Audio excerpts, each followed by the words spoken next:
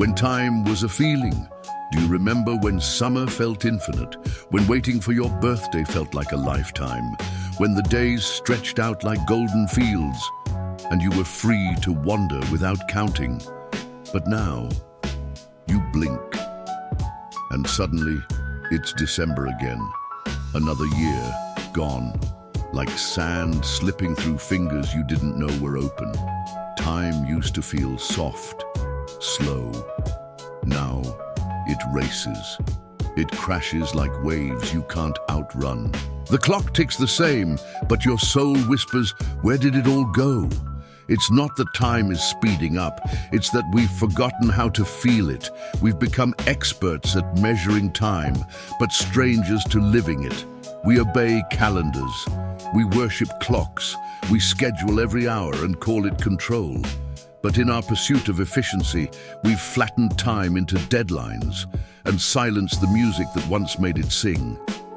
The French philosopher Henri Bergson saw it coming over a century ago. He called it the tyranny of the clock, the illusion that time is made of numbers, when in truth, time is made of you, your memories, your emotions, your moments of awe and heartbreak. Time isn't something you count, it's something you carry, something you breathe. And if you're not careful, you wake up one day and realize that you haven't really lived in years, just counted, just rushed. So today, we're going to stop. We're going to rebel against the ticking, against the pressure, against the myth that time is running out. Because maybe it's not time that's slipping away. Maybe it's us. We are born into a world of measurement. From the first breath we take, we are wrapped in numbers, ounces, inches, heartbeats per minute, time stamps on birth certificates, time zones on digital screens. And so begins the silent indoctrination. Time becomes the lens through which we're taught to see life, not as a mystery to be felt, but as a resource to be spent, optimized, and never wasted. Don't be late. Make it count. Time is money. And slowly, without noticing, we stop living time and start chasing it. We schedule, we rush, we plan our days down to the minute, as if life were a spreadsheet, as if the soul could be organized by an app. We become productivity machines, measuring success by how much we do, instead of how deeply we live. But here's the question we forget to ask. How many of those seconds do we actually remember? How many hours were truly felt, not just endured? How many days were lived with presence and not just marked as complete? We have become masters at counting time, but strangers to feeling it. We fill our calendars to the brim and then collapse into bed, wondering why we feel empty. We check the clock a dozen times a day, but can't recall what made us smile this morning. We obsess over deadlines, but forget to pause long enough to hear our own breath. And no matter how many reminders we set, no matter how tightly we try to hold it, time slips through us, like sand in cupped hands, like music that plays only once, like a child who grows in silence while we answer emails. And then we look up and it's December again. Another year, gone. Not vanished, but unnoticed. Henri Bergson saw this happening over a century ago. He called it the great illusion of modern life, that time is a series of equal, measurable units. Seconds, minutes, hours. But this, he said, was not real time. This was clock time. Mechanical, cold, impersonal, a useful fiction, a map mistaken for the territory, a metronome pretending to be a heartbeat. To Bergson, real time was not what you see on your phone. It was not what ticks on your wrist. It was what moves through you, what stretches or collapses based on how you feel. It was what your memory carries, what your soul reacts to. He called it la durée, duration. Not the length of time, but the depth of time. He believed we traded something sacred for something efficient. We sacrificed presence on the altar of productivity. We let clocks dictate our value. We let urgency override meaning. And we wonder why life feels fast, why joy feels brief, why our 20s blur into our 40s, why birthdays come like bullets. Because the clock is not your friend. It's not your guide, it's your ruler, and if you obey it blindly, it will rob you of the very thing it promised to protect, your time. But what if the clock is a lie? What if true time, the kind that stays, the kind that shapes you, isn't ticking anywhere? What if it's hiding in your memories, in your senses, in the way sunlight felt on your skin when you were 12, or how your chest ached the day you said goodbye? What if time is not what moves forward, but what moves through you, because the seconds may pass equally, but the soul doesn't experience them equally? And until we remember that, we will continue to feel like life is speeding up, even as we do less and feel less and live less. So perhaps it's time to question time itself, to peel back the illusion, to find what the clocks forgot to tell us. That real time is not a countdown, it's a communion. Close your eyes and imagine time not as a ruler, but as a river. Not something you walk along, but something you are inside of, something that carries you, pulls you, surprises you. Sometimes it rushes, sometimes it drifts, sometimes it slows to a stillness that feels like forever. This is how Henri Bergson saw time, not as a straight line made of equal segments, but as a fluid current shaped by the depth of your attention, the weight of your memories, the spark of your emotions. The problem? We've been taught to treat time like a grid, boxes on a calendar, rows on a timeline. 1 hour equals 1 hour, no matter what you do. But you and I both know that's not true. A year of love feels like a moment. A week of grief can feel like a decade. An afternoon of joy vanishes in a breath. A single conversation can echo for years. Why? Because real time is not what passes. It's what imprints. Bergson called it la durée, duration. Not a measure of how long something lasts, but how deeply it lives inside you. Measured time is equal, but felt time is unequal, unpredictable, elastic, profound. Think of your childhood summers. They felt infinite, didn't they? Days spilled into evenings. Mornings took their time. Everything was new. New smells, new games, new sensations. Because novelty stretches time, new experiences demand your full attention. And when your attention is alive, so is time. But now, we live on repeat.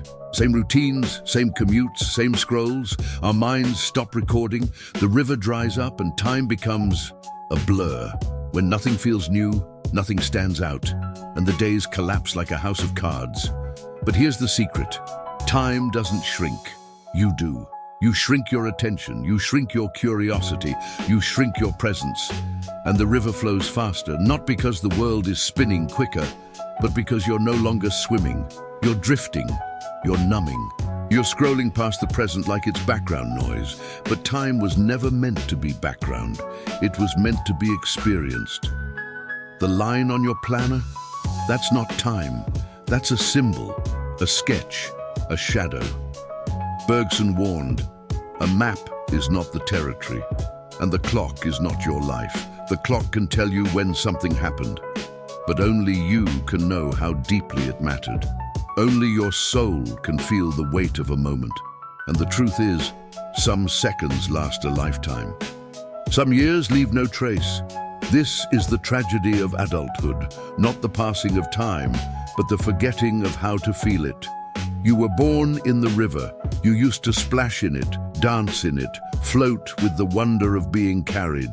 Now, you run alongside it, checking your watch, counting the hours, ignoring the water that still calls you in.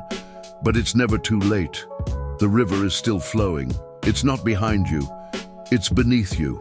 And if you choose to slow down, to feel again, to notice again, you'll find that time begins to open, to breathe, to bloom.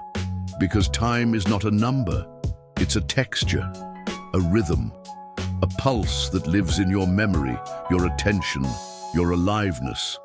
And once you return to the river, you'll remember what clocks can never teach. That the moments that matter most cannot be measured, only felt.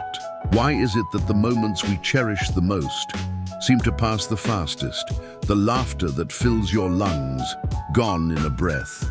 The kiss that makes your heart tremble, over in seconds.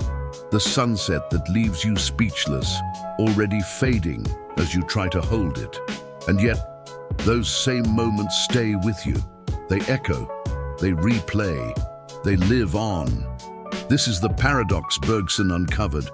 The more intense the moment, the faster it feels, but the longer it lasts inside you. In mechanical time, a minute is always 60 seconds, but in emotional time, a minute of silence can stretch like an hour, and a minute of joy can vanish like smoke. We've all felt it. 10 minutes in traffic feels like torture. 10 minutes with someone you love feels like a blink. One day of pain can feel like an eternity. One day of awe can feel too brief, yet eternal. So, what determines the true length of a moment? Your presence, your emotion, your depth of feeling. This is the paradox of intensity. Time feels short when it's rich. Time feels long when it's empty. The cruel irony is this: the moments that pass quickly are often the ones we wish would last forever. And the ones that drag on endlessly are the ones we can't wait to forget. But here's the truth: time is not just measured by how long it takes, but by how deeply it moves you. That's why a single conversation can change your life. Why a song can transport you to another decade. Why the memory of a single glance can follow you for years.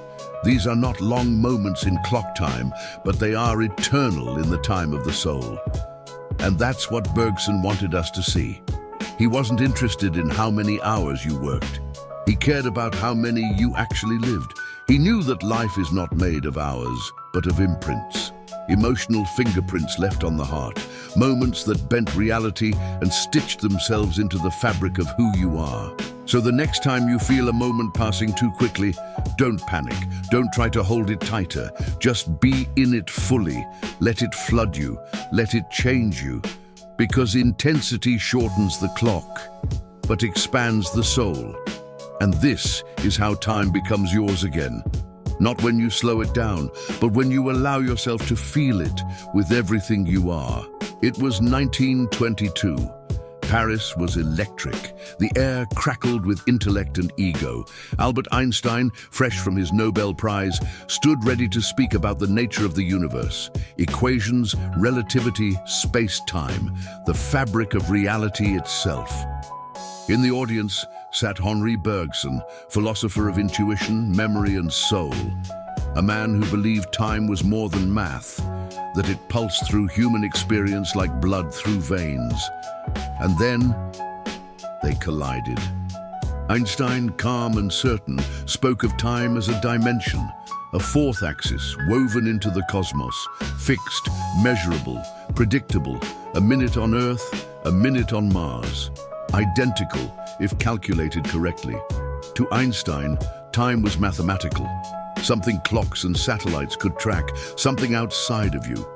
But Bergson, he didn't speak in numbers. He spoke in feeling. He argued that Einstein's time, however useful, was a carcass, a dead abstraction, a map with no scent, no sound, no soul. He called it a crime against lived reality, because Bergson had spent his life studying the time that lives within us. The time you feel when you're grieving, when you're falling in love, when you're waiting for a call that never comes.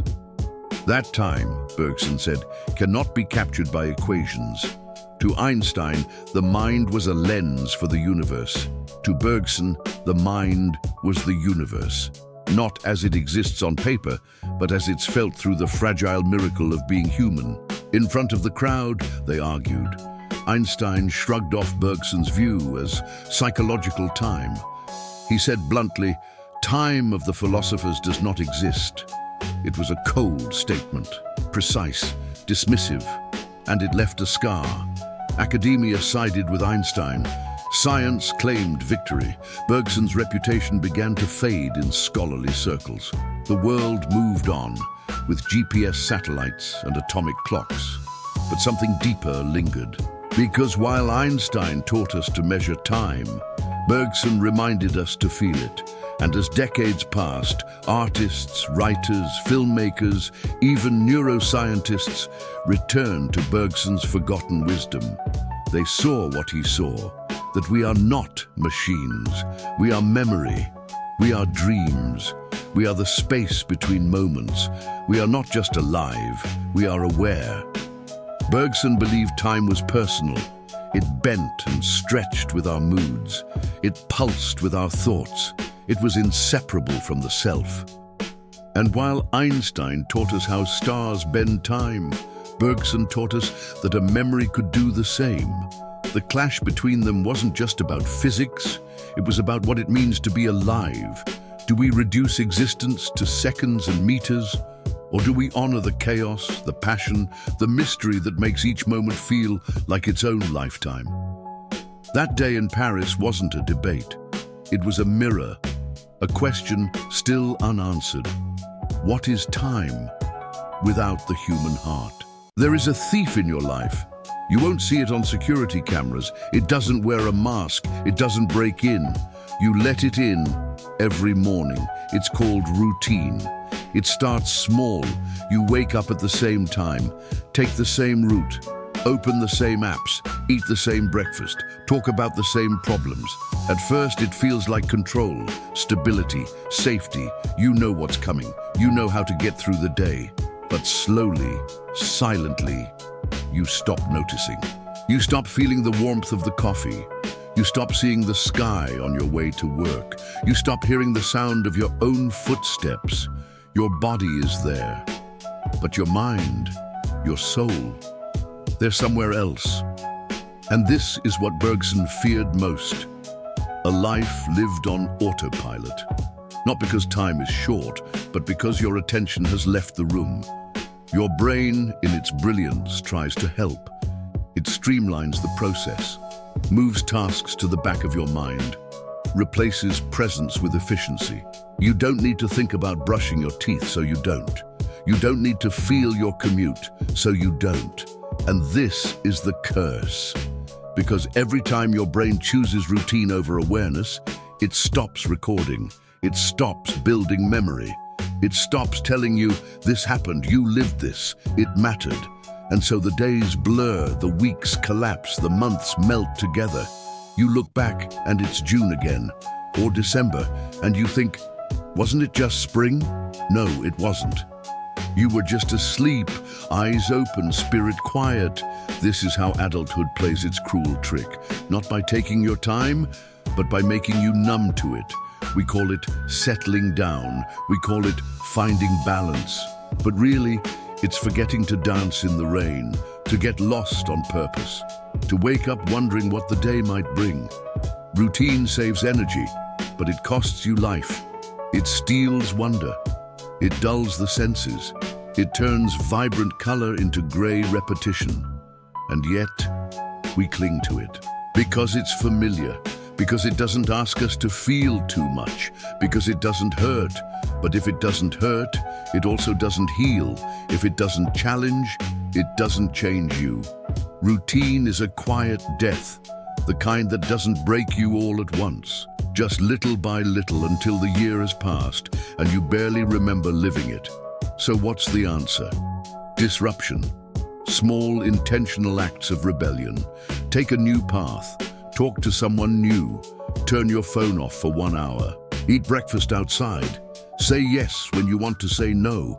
Say no when you always say yes. Remind your brain, I am alive.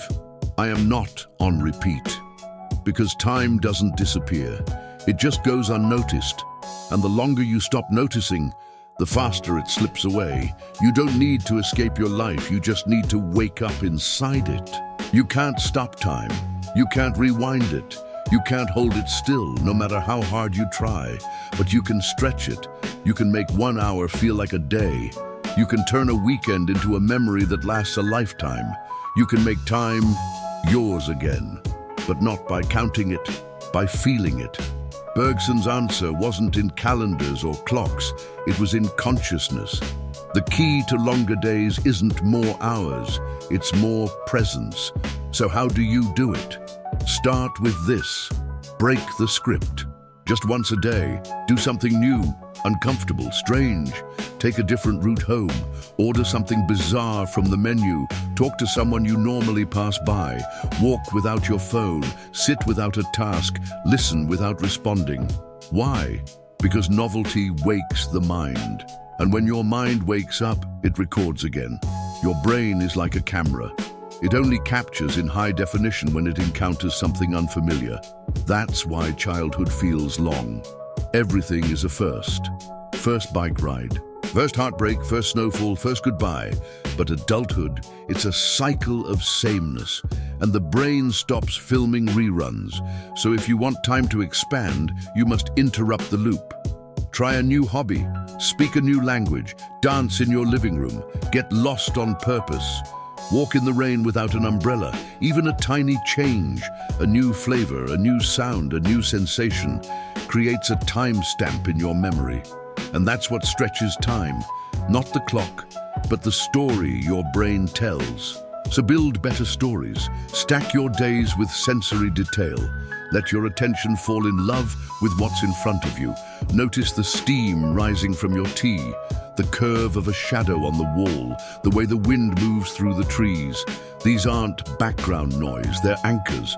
They're evidence that you were here, that you lived this moment, that it mattered. The more your brain remembers, the longer time feels, because memory is time's mirror. And every time you choose presence over autopilot, you give your days shape. You give your life depth. You don't need a vacation to stretch time. You just need awareness, curiosity, a willingness to be awake to your own existence. Because in the end, life isn't about how much time you had. It's about how fully you lived the time you were given. And that choice is always available, every single day. In a world obsessed with speed, stillness is a revolution. We glorify busyness. We wear exhaustion like a badge. We fill every moment with sound, motion, stimulation, as if silence might expose something we're afraid to feel. And maybe it would. But that's exactly where time lives, in the stillness, in the space between actions, in the breath we forgot we were holding. Mindfulness is the word we've given it. But it's older than language. It's the quiet art of being here, fully, honestly, without running. It's not a performance, it's not a spiritual trend. It's not about perfect posture or scented candles. It's about presence, unedited, unfiltered, unapologetically real. When you drink water, just drink water. Feel its temperature, the way it moves through your throat, the silence it leaves behind. When you eat, taste every flavor. When you walk, feel the contact of your feet with the earth. When you speak, mean it. When you listen, don't plan your response. Just listen. Because every time you do, you anchor yourself in time. You stop the drift, you stop the blur. You remind your brain, this is happening. Now, wake up. Bergson never used the word mindfulness, but it was at the heart of everything he believed. To him, time was not made of numbers. It was made of noticing, of sensation, of emotional weight. La durée is not some mystical state. It's what happens when you stop trying to escape the present and allow yourself to be absorbed by it. And here's the wild part. Your brain changes when you do this. Neuroscientists call it the default mode network, the region of your brain that activates when you daydream, remember, reflect. Studies show that stress compresses time, but awe, even in small doses, stretches it. A single moment of wonder can slow your heartbeat, sharpen your senses, make minutes feel like hours. That's not magic, that's mindfulness. So try this, the 5, 4, 3, 2, 1 grounding trick. Wherever you are, pause. Notice 5 things you can see, 4 things you can feel, 3 things you can hear, 2 things you can smell, 1 thing you can taste. That's it. You've just stepped out of mechanical time and into live time. You've rebelled, quietly, gently, completely. And the more you do this, the more your days begin to breathe again. You stop sprinting toward tomorrow. You stop regretting yesterday. You stop asking, where did the year go? Because you'll feel it again. You'll live it again. And isn't that what we're all really longing for? Not more time, but more life inside the time we have. We spend our lives trying to manage time, plan it, save it, control it. But what if time isn't meant to be managed, but met? What if time isn't the thing that slips away, but the thing that reveals who you really are? Because here's the truth. Time is a mirror. It reflects what you value, what you notice, what you feel. You can live 10 years and remember nothing. You can live 10 minutes and feel them forever. The depth of a moment has nothing to do with the clock. It has everything to do with you. Were you awake? Were you open? Did you listen? Did you love? Time does not reward the busy. It rewards the present. It rewards the honest. It rewards the ones who choose to feel, even when it hurts. And sometimes, feeling everything is the most courageous thing you can do. That's why we remember the little things, a glance from a stranger, the way someone said our name, the silence after goodbye, not because they lasted long, but because they landed deeply. Because the soul has no stopwatch. It doesn't care how many hours you worked, how many boxes you checked, how many goals you crushed. The soul only asks, were you here? And that's the poetic truth Bergson gave us. Not a theory, not a formula, but an invitation to stop chasing time and let it move through you, to let go of the obsession with how much time is left, and instead ask, how full can I make this moment? You don't have to remember every day, but let some days remember you. Let some hours be sacred. Let some minutes be filled with breath, not noise, with presence, not pressure, because at the end of your life, time will not be counted. It will be felt. It will appear as moments that shine, not because they lasted long, but because you were truly alive inside them. So what if your goal isn't to manage time, but to be transformed by it? To let every conversation carve you, to let every sunset soften you, to let every small act of noticing stretch the fabric of your memory. That's how time becomes poetry. That's how time becomes art. That's how time becomes yours. Not measured, but lived. Not counted, but carved into the soul. So now, take a breath. Not to move on, but to arrive. Here, now, this moment, you've listened to thoughts about time. But more than that, you've felt it. You've touched the river beneath the schedule. You've seen how a minute can hold a universe. You've remembered what you already knew as a child.